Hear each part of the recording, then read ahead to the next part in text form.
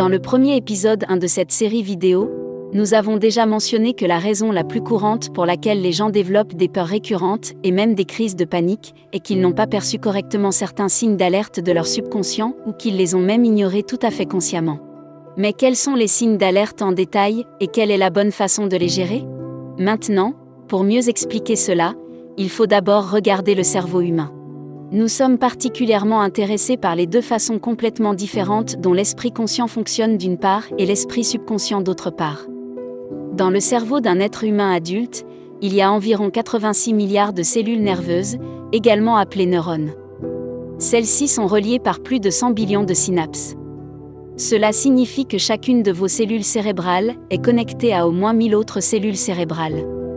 Vous pouvez probablement à peine l'imaginer maintenant, mais le nombre de combinaisons possibles qui résultent de la quantité de nos neurones et de leur connexion dépasse de loin le nombre de grains de sable qui existent sur notre belle planète, et nous ne parlons que des combinaisons possibles d'un seul cerveau humain.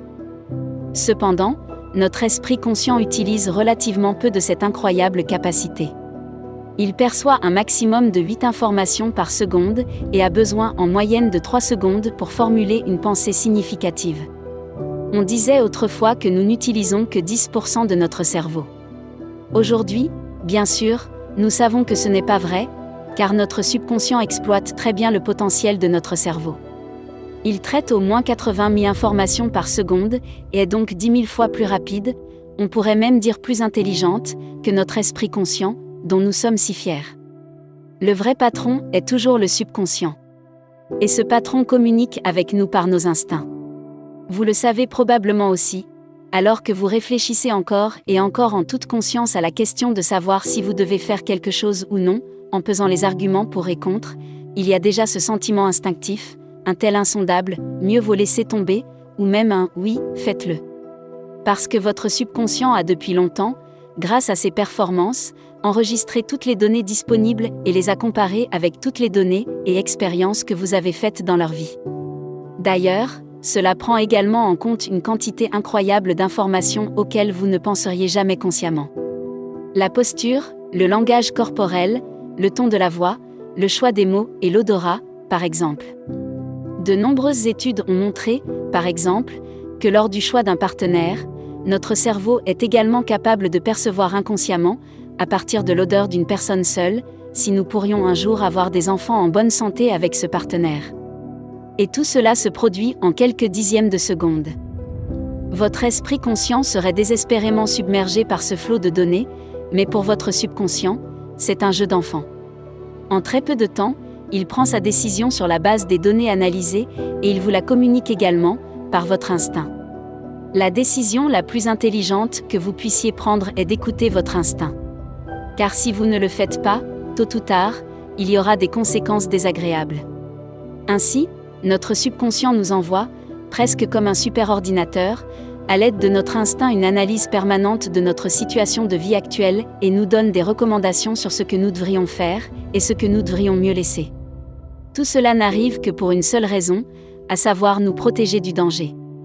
Mais si vous n'écoutez pas votre instinct pendant trop longtemps, et agissez ainsi à l'encontre de votre meilleur jugement, votre subconscient vous envoie des signes d'alerte, d'abord petits, puis, selon vos besoins, plus grands. Vous connaissez tous ces grands signes d'alerte, car ils sont aussi appelés maladies psychosomatiques. Avec l'aide de soi-disant neurotransmetteurs, notre cerveau est notamment capable de provoquer des troubles physiques en quelques secondes, même si les organes concernés sont en parfaite santé. Je consacrerai certainement un autre épisode vidéo à ce phénomène passionnant et entre-temps bien documenté, mais pour l'instant je voudrais vous expliquer ces mécanismes d'action psychosomatique à l'aide d'une petite histoire. Pour cela, imaginez une mère aimante qui regarde son fils de 4 ans jouer au football.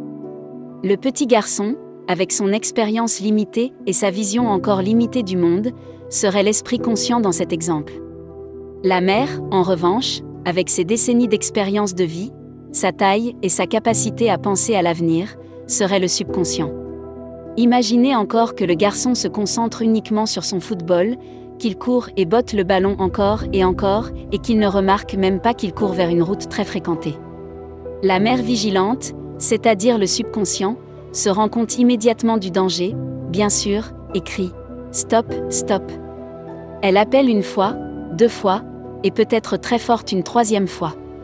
Si le garçon n'écoute toujours pas sa mère, elle le poursuivra sûrement rapidement et le traînera hors de la rue, peut-être à la dernière seconde.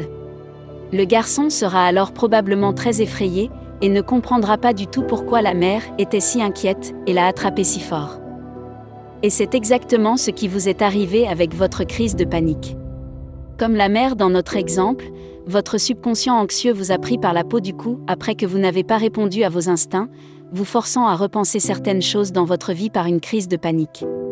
Vous protéger au mieux et vous empêcher d'aller dans la mauvaise direction pendant trop longtemps est l'une des tâches les plus importantes que votre subconscient doit accomplir. Et pour y parvenir, il a également recours à des mesures plus drastiques si nécessaire. Les crises de panique ne sont donc pas tant une maladie qu'un service affectueux de notre subconscient, ou on pourrait dire de notre psyché, pour nous sauver du pire. Peut-être comprenez-vous maintenant d'où viennent soudainement, apparemment sans prévenir, toutes ces réactions physiques violentes. Si vous n'écoutez pas l'appel de votre instinct, votre psyché recourt simplement à des moyens plus durs. À l'aide de neurotransmetteurs, elle veille à ce que les réactions physiques violentes vous forcent à arrêter de faire certaines choses ou du moins à les reconsidérer. Ces liens ont été scientifiquement prouvés et nous savons maintenant exactement ce qui se passe dans notre corps. Ces processus sont si passionnants que nous en parlerons en détail dans un prochain épisode vidéo. La chose la plus importante dont vous avez besoin maintenant est une technique avec laquelle vous pouvez distinguer sans risque quand l'instinct vous parle, donc votre subconscient intelligent, et quand il ne s'agit que de l'esprit conscient. Et cette technique importante sera le sujet du prochain épisode de cette série vidéo, alors restez à l'écoute. Au fait, vous pouvez trouver beaucoup plus d'informations sur ce sujet, ainsi que notre tout nouveau cours vidéo d'auto-assistance contre l'anxiété et la panique sur notre site web, www.stop-peur.fr. Prenez soin de vous et peut-être à bientôt, dans un nouvel épisode de cette série vidéo. Votre équipe de l'Institut de psychothérapie moderne.